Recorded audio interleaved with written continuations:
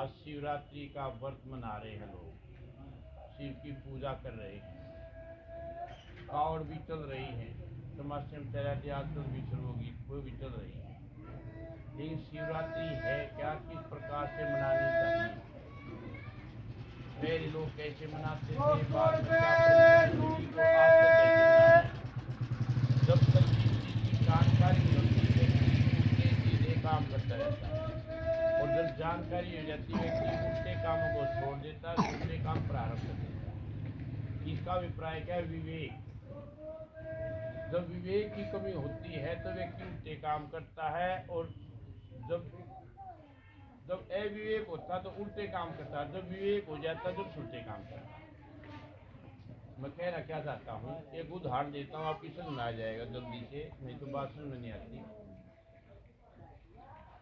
एक बार अकबर बादशाह ने बीरबल को कहा, ध्यान से सुनने की बात नहीं, काम आएंगी जिंदगी में।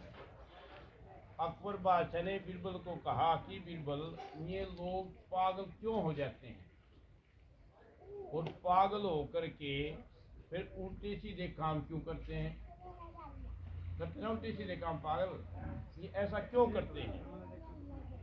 बीरबल ने कहा कि भगवान, कभी अवसर आएगा तो मैं इसका जवाब दूंगा, बिना अवसर आए को जवाब नहीं दिया जाता। बीरबल ने अपनी चतुराई से क्या काम किया, एक मोची के पास जाकर, जो जूती बनाने वाला था, उसके पास जाकर के 2 फीट लंबी जूती बनवाई। और 2 फुट का पैर तो किसी का भी नहीं होता दुनिया में, और उन जूतियों पर हीरे द्वारा सोना चांदी को मड़वा दिए। जूती देखने में एकदम चमकदार, मानी ना इतनी बात। तो कुछ दिन के पश्चात, इन जैसे अपना इनका भी त्योहार होता है मुसलमानों का भी, और हमारा जैसे शिवरात्रि का त्योहार है, उनका कोई त्योहार था। रात्रि में जब ये लोग उठते सो गए, उससे पहले बीरबल ने एक जूती मस्जिद में फेंक दी। मस्जिद में फेंक करके आराम से अपना सो गया। सुबह ही मस्जिद का मौलवी जब मस्जिद में घर, उसने जूती देखी, वो आश्चर्यचकित हो गया कि इतनी लंबी जूती और इतने सोने चांदी हीरे द्वारा जड़े इसके ऊपर। उसने अपने आप कल्पना कर ली कि रात को मोहम्मद आया था और वो एक जूती छोड़ गया। उसने कल्पना कर ली, अब उस जुत्ती ने जो मेरा फोन है घना लाडला बालक हो को मुंह तुम बगा को कुछ करेगा, उस जुत्ती ने मुंह में देवे, कदे छाती का लावे, कदे सर पर टेके, जो एक आदरणीय वस्तु होगी। मोहम्मद की जूती तो आदरणीय होगी कि नहीं, इससे ज्यादा कुछ भी नहीं होता। कोई कृष्ण की कोई चीज मार तक कह दे, अब क्यों कृष्ण की है चीज, तो हम भी सारे छिना डिप्टी करेंगे, वो उसको छिटने मैं भी दर्शन करूँ, मैं भी देख लूँ, छाती का ला लूँ, पता नहीं क्या हो जाएगा। वहां भी लोगों का ऐसा ही, जो भी मस्जिद बाड़ा वो मुंह में चमड़े ने, और वो सारे काम करे। यह बात राजा के पास पहुंच गई। राजा के पास पहुंची थी तो राजा उन्हें देखा कि मोहम्मद की जुत्ती, रात को मोहम्मद जी आए थे यहाँ, और वो एक जुत्ती छोड़ गए। उस जुत्ती का माप देख करके वो भी आश्चर्यचकित, हो सकता भाई वो मजा आए हो सकता है हो, अब देखा तो तुझे है नहीं, हो सकता इतनी लंबी जूती मोहम्मद की हो सके है, कल्पना करे सारे के सारे। और फिर वो राजा के पास पहुंचे, और राजा भी छाती गला, कदे मुंह मदे, कदे सर पर टेक कर, कदे कुछ, जो भी हो आप कल्पना कर लो, जो क्या करें लोग। तेरा ध्यान बेटी और की चीज है, इनकी करी थी थे जने बालक है, सारा दिमाग सुधर गया, आपको सुधर जाएगा। अब बढ़िया ना बिगड़े तो गड़बड़ हो रही है। तो उसने दरबार में गया, दुनिया मोहम्मद की जुत्ती ने तुम बस सारे काम हो रहे। फिर बिल्कुल चादर ही उड़ गए, और उसमें भीतर लेके चादर में जैसे मोटन लेकर न चला गया। और भरे दरबार में बिरबल लगा कि बादशाह सलामत, हमारे पुरखों की, हमारे पूर्वजों की एक जूती चोरी हो गई। बोला भाई एक जूती चोरी, एक की है एक तो चोरी होगी ठीक है, पर एक चीज है, उसने काट के दिखाई बोले जी यार ये तुम्हारे घर समझिए। ये है विवेक। बीरबल में विवेक था, ज्ञान था, और वो उनका विवेक खत्म हो गया, ज्ञान खत्म हो गया। ज्ञान खत्म होने से सारे चमड़े ने मुंह मध्य और सारे काम करना है। और ये जो छाती के अलावा सरपटे का यू ये अंधसंत काम कहते हैं, इसको उल्टे सीधे काम कर रहे समझिए। तो हमारी यहाँ परंपराएं क्या हैं, उन परंपरा में देखो ये इतना अच्छा कार्य किया था आप लोगों ने, इससे बढ़िया दुनिया में कोई काम नहीं। आप घर घर एक एक लड्डू का एक एक किलो बांट दो, उसका पुण्य नहीं जितना इसका पुण्य। गाय कुत्ता बिल्ली दुश्मन प्यारा सारे समाज में सबके लिए इससे उत्तम कोई नहीं। एक उदाहरण दे दो उनके बारे में, फिर अगली बात बताऊंगा। आज मौका घरे दिन में मिला हूँ, रामपुर मेरा चिल्ला तो है पर बुलाया बैठे हैं।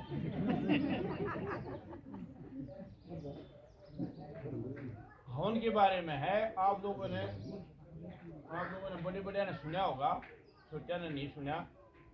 कुछ वर्ष पहले भोपाल में एक गैस कांड होया था, गैस कांड उसके नाम से प्रसिद्ध हो।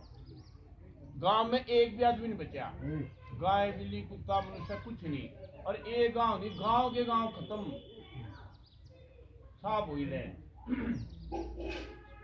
एक गांव वाले भी सारे आदमी मर गया, और एक परिवार का एक भी आदमी नहीं मरा। कितनी बड़ी बात है, विचार कर करे। एक परिवार में रोजाना, दो परिवार थे ऐसे, राठौर था वो व्यक्ति, वो अपने घर में रोजाना हवन करता था। इस हवन के जो परमाणु थे ना घर के अंदर फैले हुए थे। जब हाहाकार मच रही थी, भगवान ने बुद्धि दी थी एक काम करता है, भगवान ने बुद्धि दी, उन्होंने हवन शुरू कर दिया। उनकी गाय उन्होंने जब देखी बाहर जैसे बरामदे में होता पशु, अब गाय तड़प रही, उस गाय को खोल के अंदर लिया है और हवन करते। इतनी देर वो गैस कांड नहीं था, वो गैस रिलीज की गई थी, उन्हें गैस बंद कर दी। अब इन्हों देखना था कितने का आदमी मर सके हैं, विदेशी बहुत बड़ा षड्यंत्र था। गैस बंद हो गई, हवन कर रहे थे, गैस तक फैलनी थी, फैल गई। आज भी वो परिवार समूचा है, उस परिवार में कोई हो नहीं, तो कितनी बड़ी ताकत है।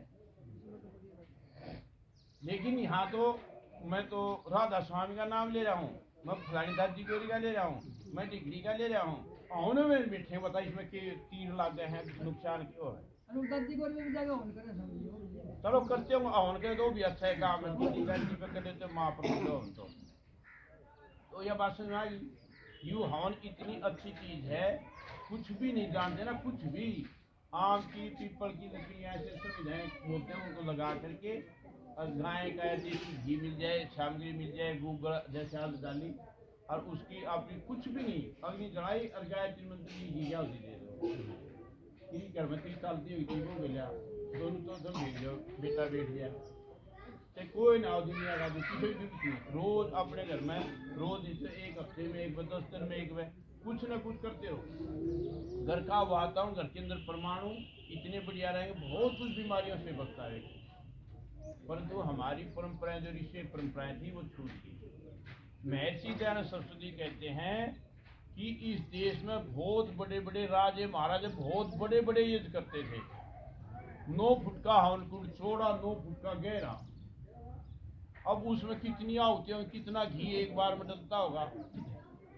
अभी भी राजस्थान में गया था, हमारा साथी है, उन्होंने 21 मन घी का हवन किया, 21 मन घी और 4 दिन में किया, समझी। इतना बड़ा हवन कुंड था, जी कड़छी ना 8 कड़छिया, मतलब समझो 1 किलो पाइया अंदर 100 ग्राम मारे, जो भी मानना है आपने, ये बापा ने तो नहीं रखी। अरे वो तो एक हवन कुंड था, और बार 10 हवन कुंड न्यारे थे, और एक दिन 201 हवन कुंडों में हवन हुआ एक दिन। इतना बड़ा हवन, उनकी श्रद्धा है, रुचि है, पैसा लेते लोगों से लेकिन उसका उपयोग करते हैं। ये बात इतनी होगी, आगे बढ़ते हैं। उस समाज को देखो जो आपके पूर्वजों का था, और आज अपना समाज देखो। एक व्यक्ति सिंगल ऐसा है पृथ्वी पर, महर्षि दयानंद सरस्वती, जिसको अभी 12 तारीख को 200 साल हो गए उनके जन्म को। और पूरा देश और विदेश में भी 2 साल तक लगातार महर्षि दयानंद की जयंती मनाई जाएगी। अभी हमने राजस्थान में 12 तारीख को मनाई, मुख्य प्रधानमंत्री ने 12 तारीख को दिल्ली में मनाई, 15 तारीख को हमने रोहतक में बनाई, मैंने 29 तारीख को शुरू कर दी थी। जिसको जैसा टाइम मिल रहा है वो इसको कर रहे हैं। महर्षि दयानंद सरस्वती जी ने क्या कहा, कोई ऊंचा नहीं कोई नीचा नहीं, सबको वेद पढ़ने का अधिकार है, सबको शिक्षा प्राप्त करने का अधिकार है। एक सिंगल, यह बात ध्यान से सुना, एक सिंगल व्यक्ति था जिसने बात कही, नहीं तो संसार में उस जमाने को आप देखो, कुएं पानी भरने दिया गए थे, कोई कपड़ा लग गया ना, कपड़ा मैं जानता हूँ, मेरे वो माता जी बुद्धिमती देवी नाम था उसका, कपड़ा लग गया ना बेटे, कपड़ा नहीं धो रहे गई गाड़ में गए और कपड़ा लग गया किसी का, आके नहाना, कपड़े बदलने, कपड़े धोने, फिर दूसरे दिन में 6 वे कोई आदमी के किसी के कपड़े लगे ना, मतलब ये कह लो, इस भाषा बोलूं, शूद्रों को कह लो, अब जो आप अपना मान लो, किसी का मान लो, ऐसे इतना पक्षपात होता था। ऋषि दयानंद रोटी खा रहे थे और उनके भक्त लोग आ गए, और जो रोटी खिलाने वाला था वो ऐसे बैठा था और एकदम वो चिल्लाए, स्वामी जी आपने नाई की रोटी खा ली, नाई की रोटी खा ली। स्वामी जी बोले नाई कहाँ है, तो क्यों की रोटी, नाई कहाँ रोटी, क्यों की रोटी है। ऋषि दयानंद ने जितना आपके ऊपर उपकार किया दुनिया में किसी ने नहीं किया। और उनके अनुयायी भूपेंद्र हुड्डा का जो बाप था, जाट से घेर दिया था मथुरा में, लेकिन अपना कुआ खदवा कर अपने घर पर लोगों को बुलाना, हरिजन बाल कोई भी थे सबको बुलाकर वो पानी देना, खाना देना, कितना बड़ा काम किया है लोगों ने। आप लोगों के कारण से भगत फूल सिंह ने तो बहुत बड़े व्यक्ति खत्म कर दिए लोगों ने, धर्म तक वो अपनी जाति तक ये पता है क्या क्या सहन किया, लेकिन आप लोग उन बातों ना सुनते ना समझने की कोशिश करते, उल्टे सीधे चक्रों में पड़े रहते हो। मांस मनुष्य भोजन नहीं है, मांसाहारी प्राणी भगवान ने अलग बनाए हैं, शाकाहारी अलग बनाए हैं। पहले आप में इन लोगों में भेद कारण क्या था, मांस का ही कारण था मुख्य, जो सुनते बड़े बड़े से भाई ये लोग मांसाहारी खाते थे, वे लोग मांस नहीं खाते थे, इसीलिए उनमें फर्क रखते थे, भेदभाव रखते थे। आज वो जमाना ही नहीं, आज में सारे खाए, ब्राह्मणा का मुर्गी फार्म, ब्राह्मण काटना है, वो दूसरे काटना है, सब कुछ बिगड़ गया। तो उस बात को हमने विचार करना कि उस समय में महर्षि दयानंद जिसने इतना काम किया हो और उसकी जयंती मनाई जा रही हो, तो कितना बड़ा काम, उसको याद करो। महिलाओं को पढ़ने का अधिकार था, ABCD नहीं कुछ नहीं था, और आपको किसी भी ब्राह्मण पढ़ने का अधिकार नहीं था, और जो लोग जाते किसी को भी नहीं था। ये महर्षि दयानंद ऐसे हैं, उन्होंने पढ़ने का अधिकार दिया। अगर मान लीजिए थोड़ा पढ़े लिखा है, इसका पढ़ाएगा, तू कर समझाओ, जो मांग के क्या चीज ले आओ, काम चला करता चलता ही नहीं। बराबर के होंगे पढ़े लिखे जब जाके काम चलेगा, लेकिन हम उन बातों को भूल गए, ऋषि दयानंद का उपकार भूल गए। हमने तो इस देश का दुर्भाग्य है, अपने महापुरुष भी बांट लिए, यू वाल्मीकि है तो ये उनका, यू रविदास है तो ये उनका, यू तो उनका थारा नाम करना। अरे तो सारे ऋषि थे, उन्होंने सबका उपकार किया, सबके भले बात में एक ही थोड़ा सी, अब इस चीज का भला जाए, इसका नुकसान हो जाए। ऋषि किसी का एक का नहीं होता, वो पूरे संसार के लिए होता है। उसके उपदेश, उसकी परंपराएं पूरी दुनिया के लिए होते हैं। लेकिन ये बड़ा दुर्भाग्य है कि हम आपस में बच गए। गुलामी का बहुत बड़ा कारण यही था, मूर्खता, अनपढ़ता। हमने ये नहीं देखा ठीक क्या है और गलत क्या है, उचित क्या है अनुचित क्या है, इस बात पर विचार ही नहीं किया। विवेक खत्म कर दिया गया था, विवेक बुद्धि खत्म कर दी थी। बस पंडित जो कहेगा वो ठीक, बाकी से ठीक होते गलत हो, उसका गलत ही गलत। एक व्यक्ति कहेगा जो ठीक